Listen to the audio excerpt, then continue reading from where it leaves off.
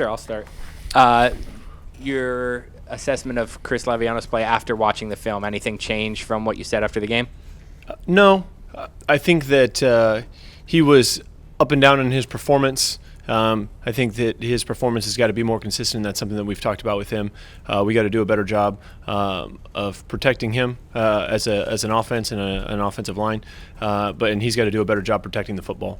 Whether that's the one interception he threw and reading the play the right way. And taking care of the ball when he was out in the open field. So he's got to do a better job. Other than that, he didn't grade out poorly in terms of assignments and his reads and stuff like. He did a nice job. It's just a ball security problem that we have as an entire offense, and all 11 people are involved in that. The running game might not matter who starts, Justin or whoever else, but does Josh Hicks deserve more of a piece of the pie, so to speak? Josh Hicks did a nice job in the run game. I think he's warranted some more carries. How many more, I don't know yet. We'll see how, especially in that room, how each week plays out. We'd like for those guys to be pretty consistent, but I think Goody is still, as of right now, our guy going into it. He's been consistent. He hasn't done anything to give up that position just yet. You guys are easy today. No. Can you talk about the receiving core? Is there anything you can do schematically to maybe help them out getting open a little more? We took if you looked at my Twitter feed, I got hit on the deep ball thing quite a bit by fans and things like that. We took a few shots down the field and didn't connect. And part of our job as an offense is to play a team game as well, and so staying on the field at certain points in the game was more important, I think, than taking vertical shots down the field and not connecting on them. So, there's things that we can definitely do to help those guys get open, maybe formationally or motions-wise. But, you look back at the game, and there were some shots taken, but for us to end up in 2nd and 10, 3rd and 10, and coming back off the field was not in the best interest of the team. So we wanted to make sure that we stayed on the field and continued to try and establish the run, use some of the clock at that point.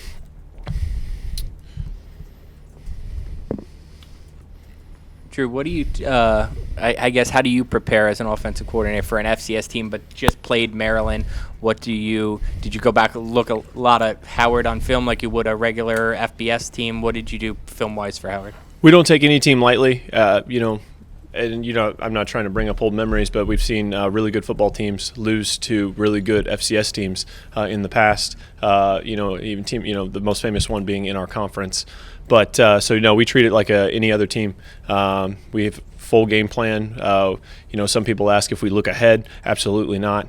To avoid all kinds of disaster, you do not want to do that. You treat them as we're playing the Green Bay Packers this week.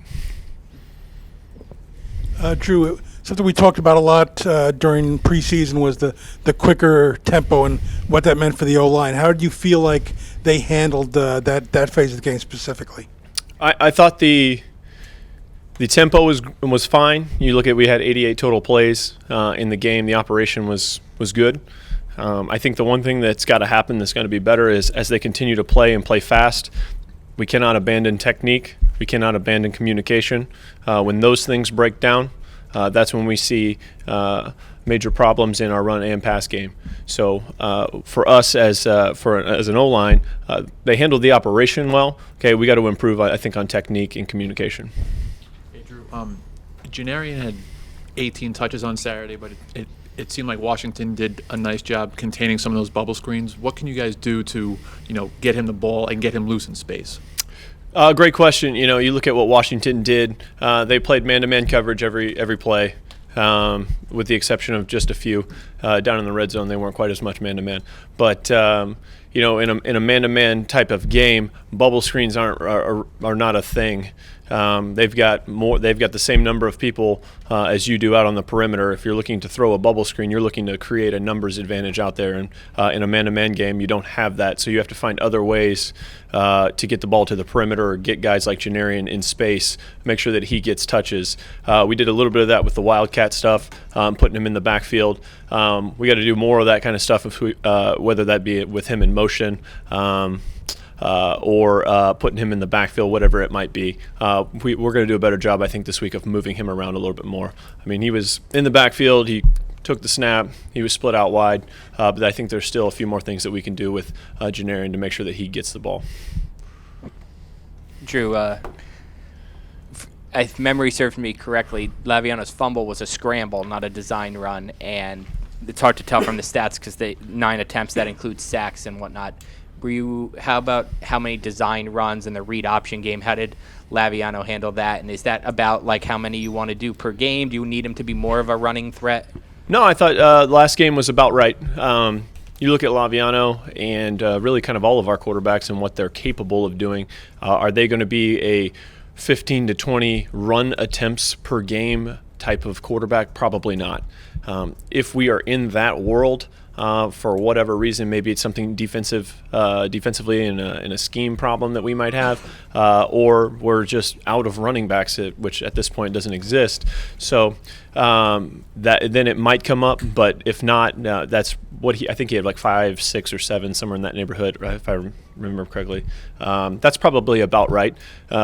Everybody thinks that the spread, quote unquote, offense, it's like I keep using the term quarterback centric, and he's got to be the run game. He does not. He needs to be a viable vertical run threat that you have to defend on defense. And which he was, I thought in this game, he can hurt you, get you 5 or 6, and help keep moving the chains. Obviously, the end result was good, the Wildcat with Janarian, but is that a staple of the offense now? Do you like what you've seen out of it? Yeah, that was to be honest with you, that's the first time that I've personally been involved in like an in-depth Wildcat type package, and Janarian did a nice job with it. I think there's things that we can expand with it, whether that be formationally or scheme-wise, and maybe it's not all Janarian all the time. He was obviously very effective, and we had the right formation and the right scheme for what Washington threw at us, but I think it'll change week to week. To make sure that we can have the same numbers advantages that we had in the Washington game, because every week is defensively a little bit different. Anything else? All right, thanks. Thank you, guys.